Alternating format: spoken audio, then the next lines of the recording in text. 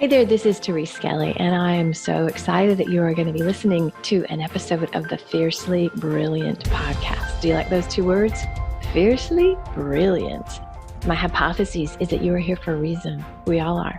Our souls have led us on journeys that have very often taken some twists and turns, and sometimes it's not pretty. Sometimes there's struggle and there's loss and there's challenge, and in the middle of that, there's always a way out. And it's those times that often lead us into our great life and work. So you're going to hear stories in these episodes of myself and other beautiful people that share the journey. They share how they got to the place where they're standing, working in their brilliance, and being the powerful leaders that they are. So stay tuned and enjoy this episode. This is Therese with another episode of the Fiercely Brilliant podcast. And I am just going to warn you, y'all need to strap on your seatbelts because today's episode with my friend Cory Michelle is going to rock your world. I have known Cory for years. We have this, I think, very, very nice collegial love fest going on. We respect each other and appreciate each other's work. And so I was on her podcast and I invited her on my podcast because you are going to freaking love Cory. Cory is one of the women in our industry that I respect, like really respect because she does the work. And that's what we're going to talk about today, right? So my dear Cory, welcome, welcome, welcome. Thank you so much Therese for having me on. I'm so excited to be here. Thank you. Thank you. So tell everybody what you do and what you love about it.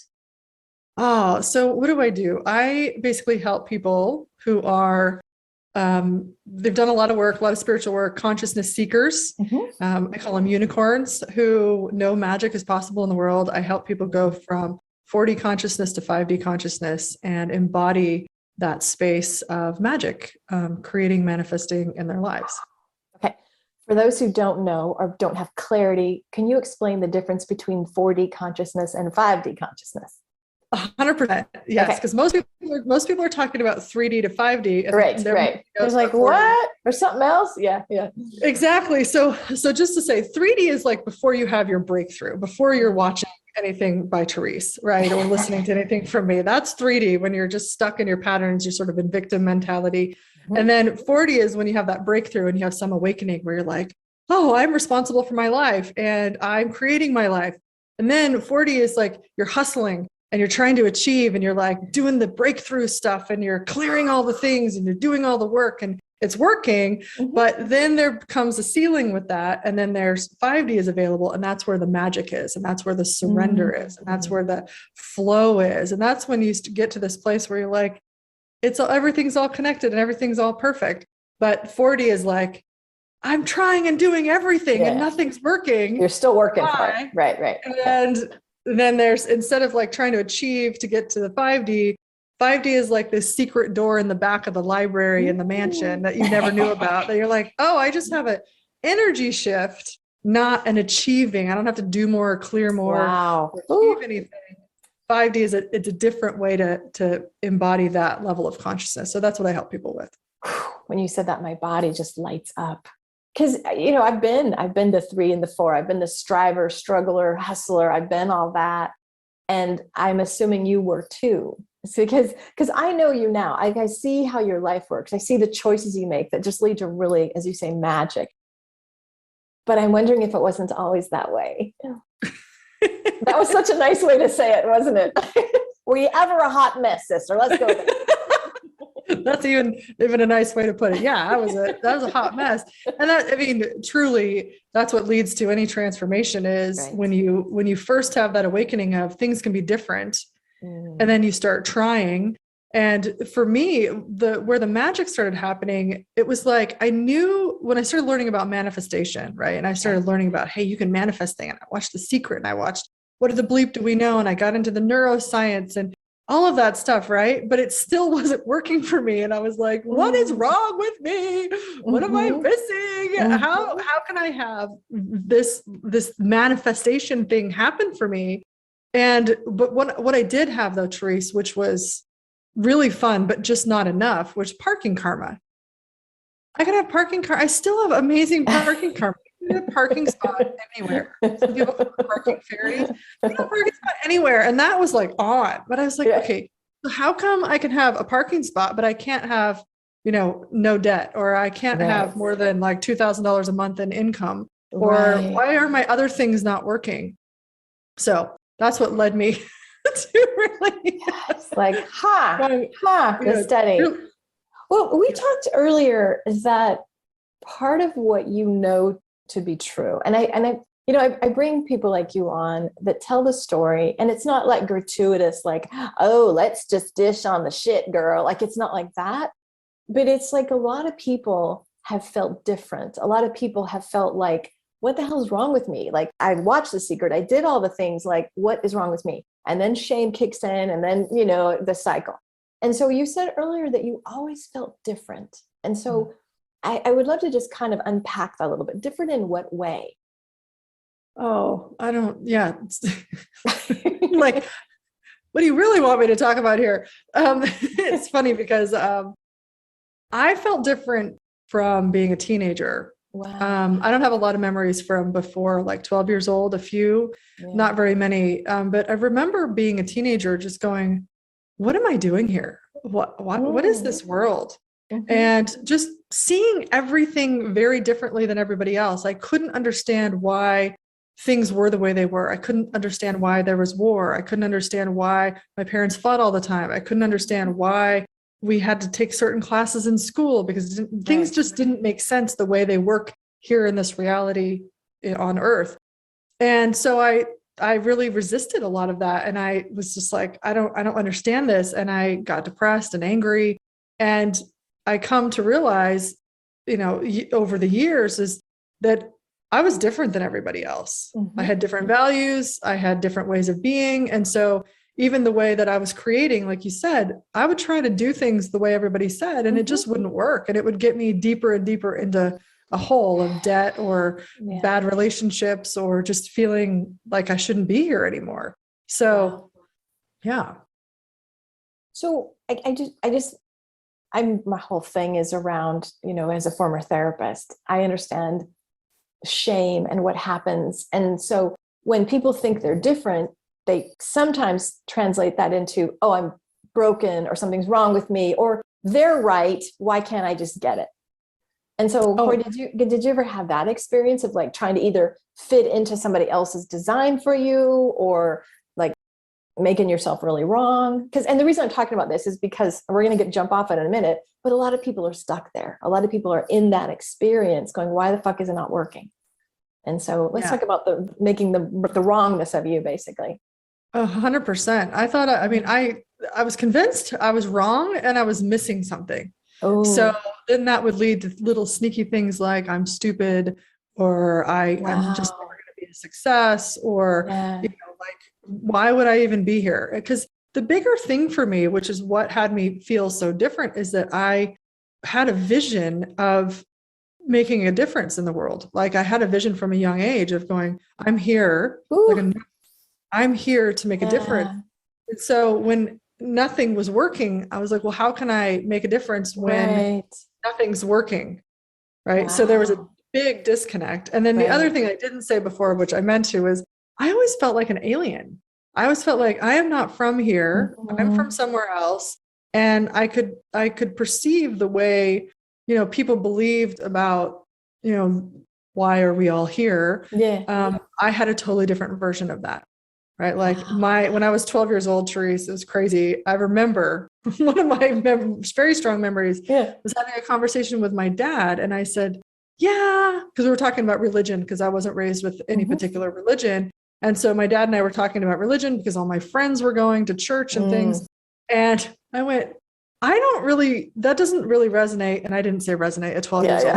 I don't believe that. That doesn't make sense to me. All of this religion stuff and whatever basics I knew, I didn't know a lot. But I said, what makes more sense is that we were dropped off here by aliens. We're just in this big experiment. At 12, you said this.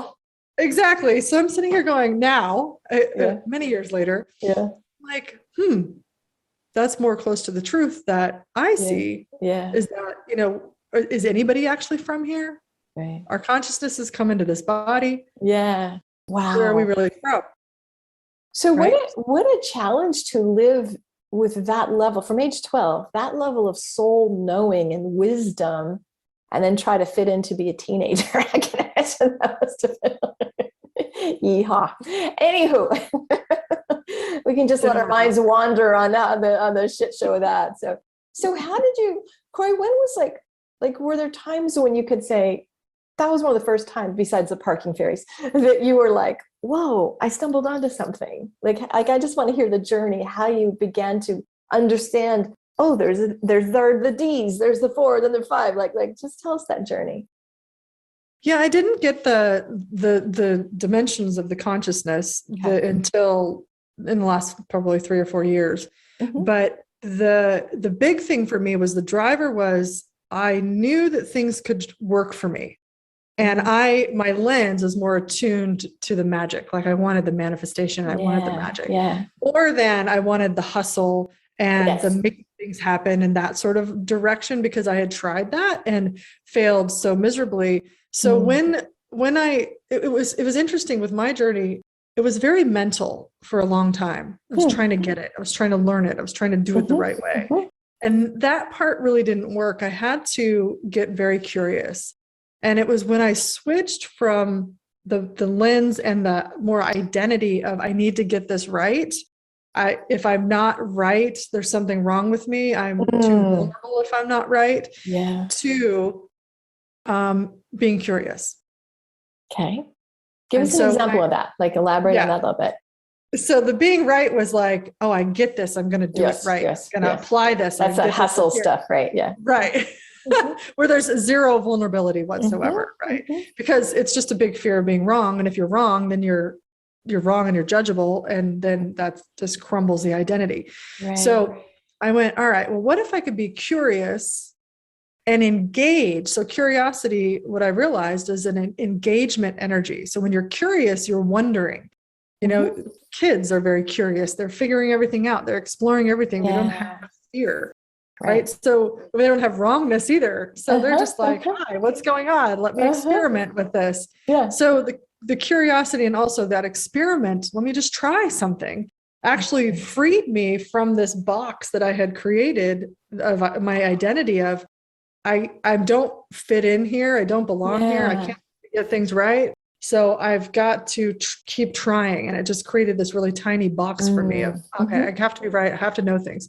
So instead I went, what if I don't know anything? What if, I mean, that's still on a daily basis. I think, oh, maybe I do know this. I'm like, what if I don't know anything?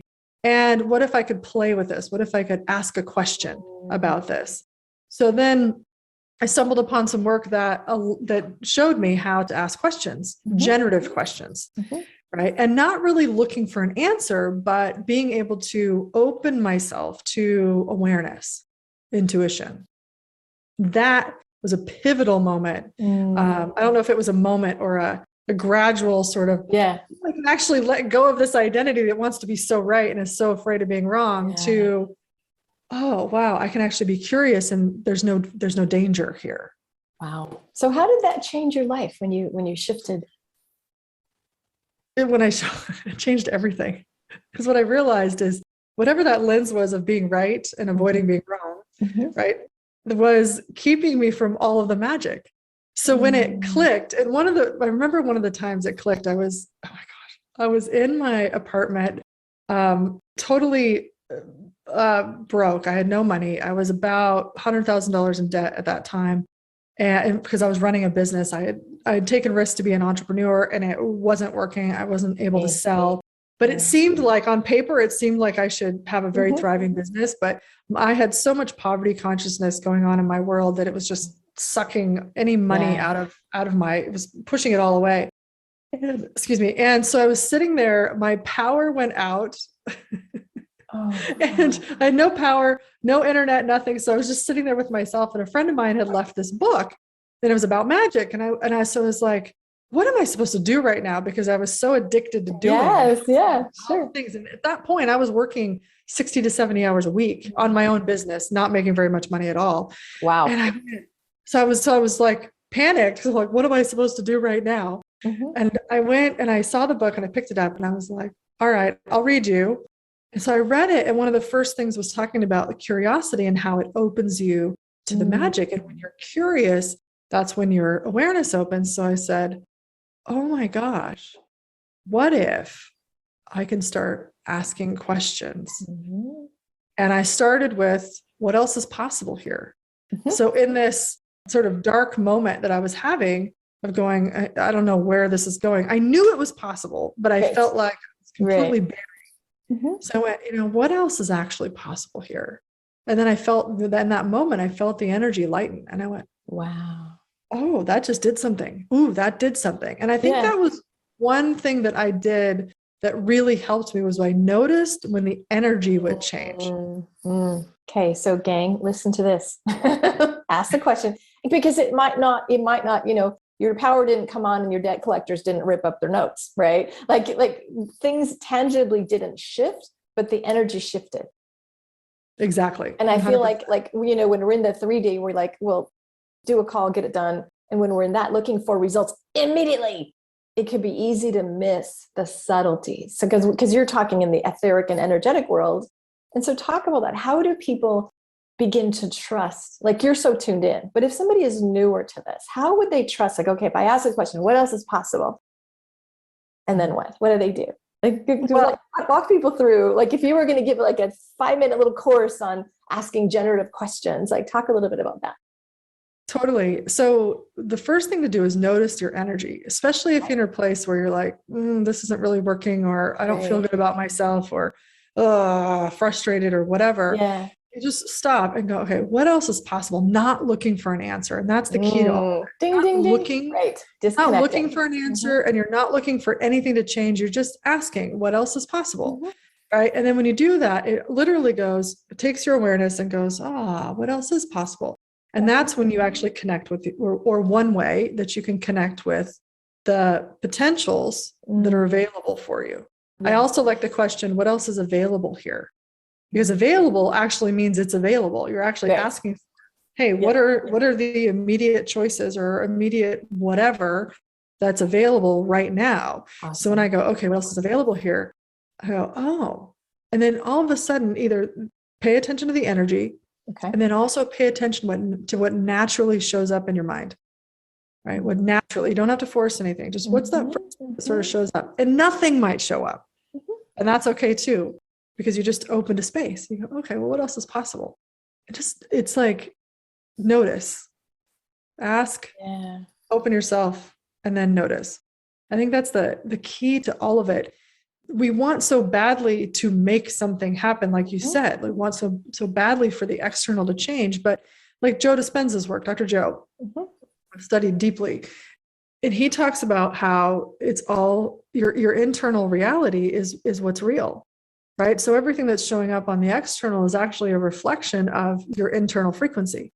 So, and that's a very long, deep conversation about all of it, but internal is what matters the most, not external. But we've all been convinced in this reality, and this is what traps you in the 3D. Yes. The external is what is the most significant. The external is meaningful. The external is what's telling you you're getting a result. And that's what we're programmed to look at, right? We're not programmed to go inside. So, yeah. So going to the inside and to tune into your energy and you start paying attention to that, that's where everything starts to shift, because your attention is no longer on the external manifestation, the physical manifestation of your reality. It's now on the creator, the energy system of the external reality. So you're going to where you need to be going in terms of the energy. That is deep. So, I'll share a personal story with you. I was on Cory podcast, and it was what do you call it? Life audit? Is it, what do you call it? Energetic life audit. Energetic life audit. So I came and I said, I got nothing. I've had such a strange year. I've just stopped everything. I've just shut down all my marketing. I'm doing nothing. And so I don't want strategies. I don't even remember what I said, but I just wanted to have any blocks, unconscious blocks. That was my goal. Like, work your magic, shift my unconscious blocks. And so when you did your stuff with me, it was this very simple questioning process. And I had no agenda for marketing. I'm like, nope, I'm not going to do anything for a couple months. No. And literally we're on the our podcast, we hang up and I'm like, okay, I have the name for the mastermind. I've got the price. I've got boom, boom, boom. It dropped because I wasn't looking for it. And I think you use the word allowance. Is that your word?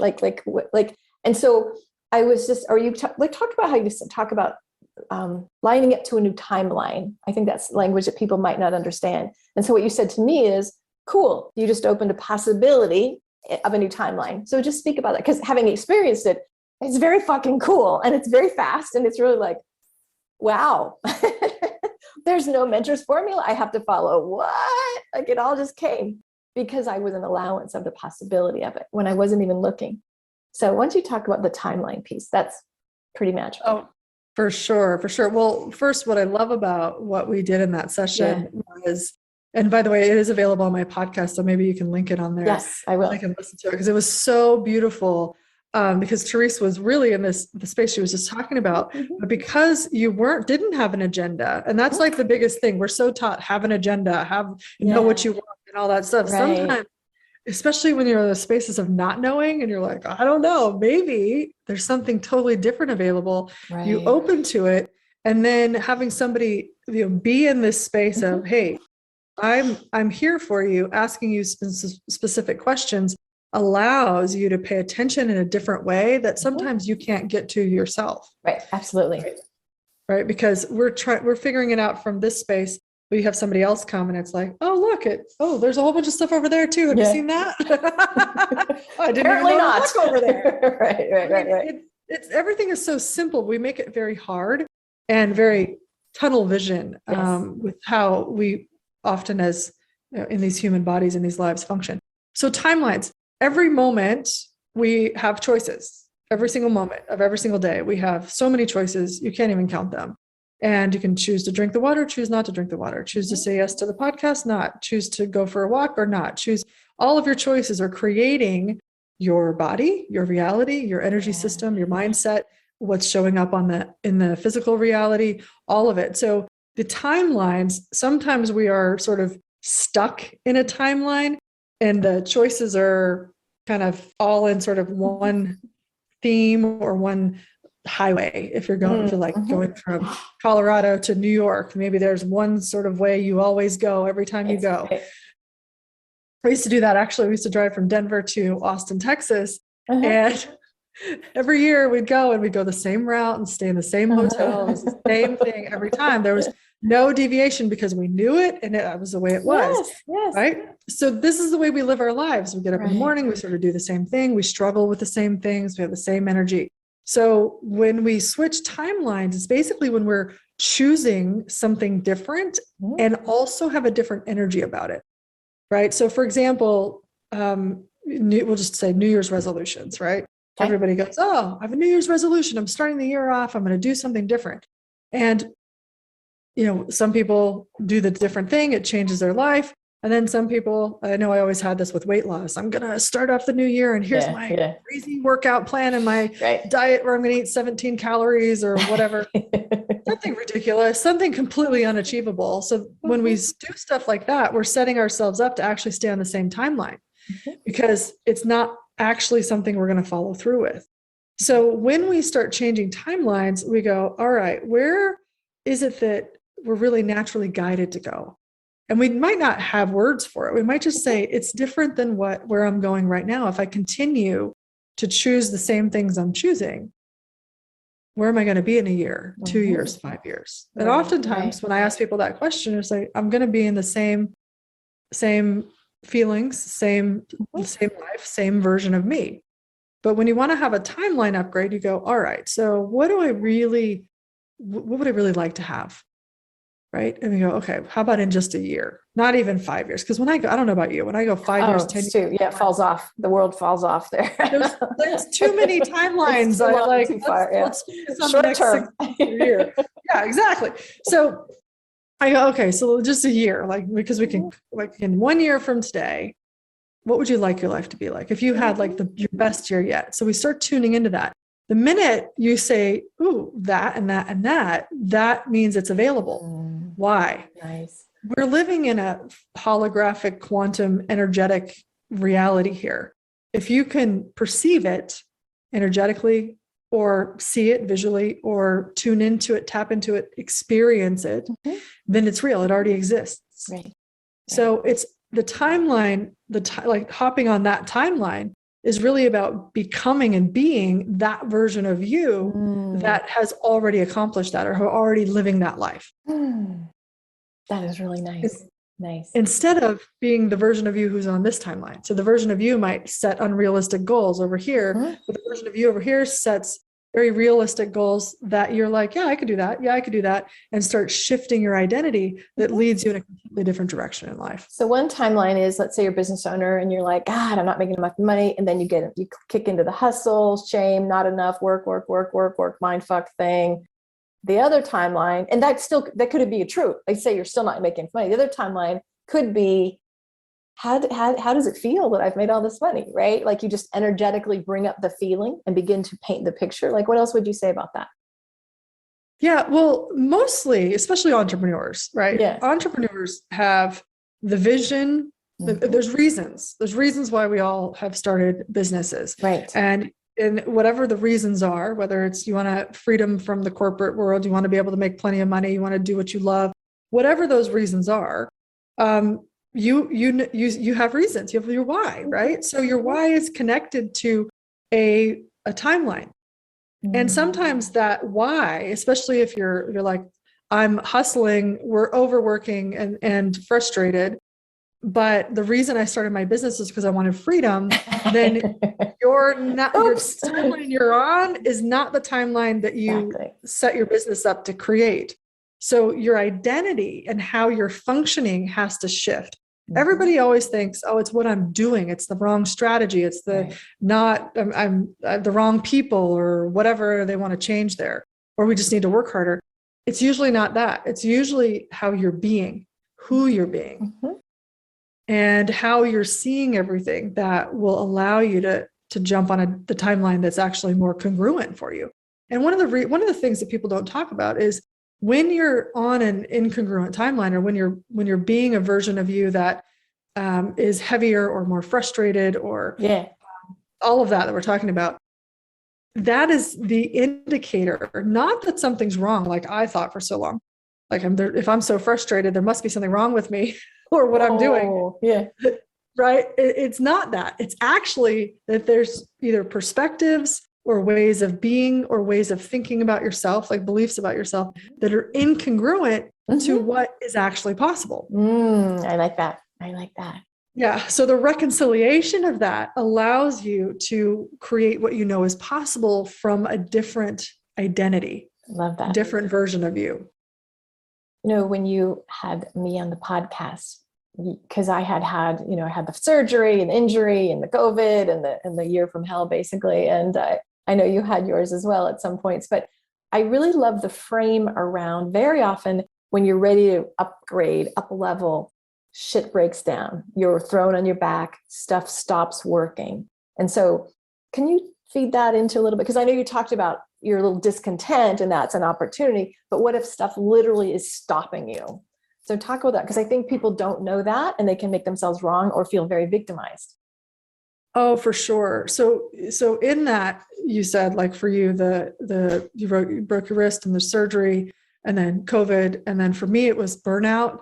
Right? I was like, I just can't do this anymore. Like some people get sick, some people have blows up in their relationships, like things just stop you in your tracks that are saying that, well, the question to ask, or question I love to ask is what is this really? Because we want to look at the external problem and say, oh, well, I broke my wrist and there was an accident. Yeah. Like, okay, does it any more meaningful? Well, 99% of the time, it is. Especially if there's multiple things that are going on, or longer term, like you, even with the surgery and then being out and all of that stuff, right? So when we start having these big life, I call them universal rearranges. And the first time I noticed this was actually my last corporate job, where I was in event management. I created this amazing event for a nonprofit around breast cancer. It was amazing. I really liked it. And then I started going, I kind of don't really feel like I'm going to be here again. And I didn't know I was intuitive at this time. I didn't know how psychic I really was. Yeah. And I also didn't know how much in the future I was. So I'm usually 6 months to 12 months in the future with my awarenesses. So I just was like, I don't really feel like I'm going to do another one of these, but I had no idea that was my intuition. So anyway, a few months later, I get fired. I literally get let go for, I have no idea why. And I'm sitting in this office with my boss and the executive director, and they bring me in. They wrote me up 30 days before, but I was like, it was 6 pages of stuff. And I was like, what the hell? I was like, what is all of this? I just did a really great job. Like, you're praising me. You're giving me a raise. You're asking me to speak with all of the other coordinators. And now I'm getting written up for 6 pages of stuff. Like, that doesn't compute. Yes. So I didn't really think much of it, right? Because I was like, how does this even happen? 30 days later, they brought me in the office and they're sitting there and they're like, all right, we're going to terminate you. And I went, what? Oh. Well, I was like, why? They went, this is how they said it. This is how I remember it. Performance. And I was like, well, that sounds like a robot. And I was like, can you say any more about that? I'm confused. And I said, performance. Oh my God. And I was like, okay, something's not right here. So obviously I was getting fired. Yes. I went, okay, all right, got my stuff and left. And it was, I think that next week, my lower back went completely out. I was bedridden for 2 weeks. Wow. So I had a lot of time to think. And I went, what was that? And I had no money. It's not like, I mean, it was a nonprofit job, so we didn't make that much money at all. They did give me like $2,500 to see you later. I have no idea why. That was pretty cool though. And I sat there going, what the heck was that? That was the weirdest thing. And again, I didn't even start taking intuition classes or anything until after that happened. What came through was, this was a universal rearrange. You couldn't be timeline anymore. You had to stop fluffing around, Cory, in that world. You have to go in this direction. Go do your work. Yeah. If you're not going to pay attention or see it on your own, we're going to help you. Wow. So that was my universal rearrange out of say corporate America. And that led me to obviously what I'm doing now. So the universe, I just call it the universe because that's my relationship with it. But it's really, I think it's really your future self going, hey, you can't go that way anymore. If you are going over here, you can't go that way anymore. Because the thing is, my biggest dreams were to be location independent. My biggest dreams were to be able to make as much money as I wanted. My biggest dreams were to make a difference in a way that was fun and satisfying for me. Right. And now I live in Australia. I can live anywhere in the world. I live in one of the most popular places in Australia, like holiday places. And I get to do what I love every day. So going on that timeline at the nonprofit, making like $26,000 a year was not going to get me the life that I really dreamed of having. So something had to change at some point. That's exquisite. And it took trust and surrender, because a lot of people wouldn't get it. They would have stayed either in victim mode. They would have just gotten another $26,000 job. So I love that you just used that, you old soul, you had a knowing that you were supposed to do something else. So if somebody is listening to you going, holy shit, this woman is so cool, I want more of her, where do they find you? Oh, that would be so fun. Yes. Meet CoryMichelle.com/5D. And that has just my link list. So you can see whatever the current offerings are. You can go to my podcast.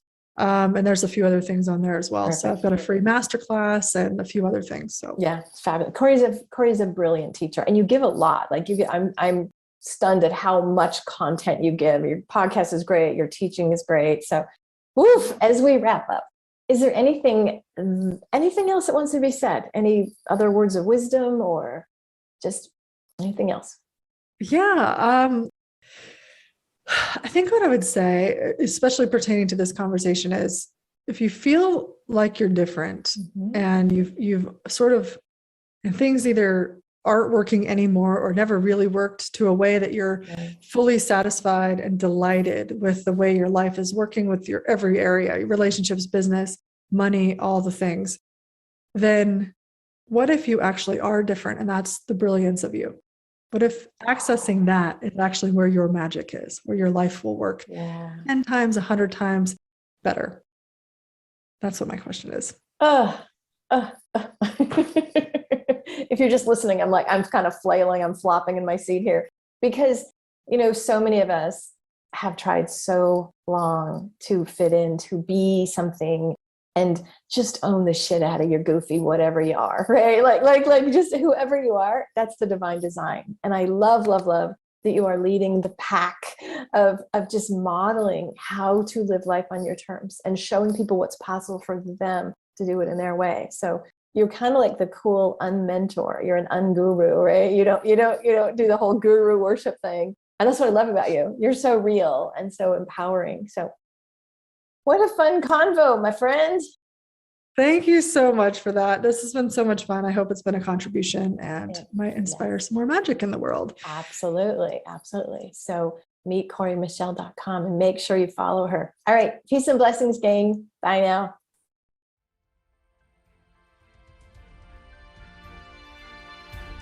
Hey, this is Therese, and I'm so excited that you were with us today for another episode of the Fiercely Brilliant podcast.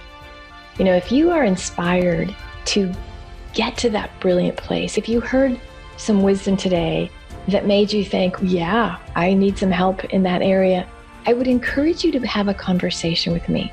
Super simple. You just go to thereseskelly.com/let's connect. It's a no charge, no pressure conversation. And if I can support you to clear the blocks, to really step into that brilliance, oh my gosh, it would be a delight. And I'll be honest with you, we'll just have a great conversation and see where we can take it. Peace and blessings. Bye.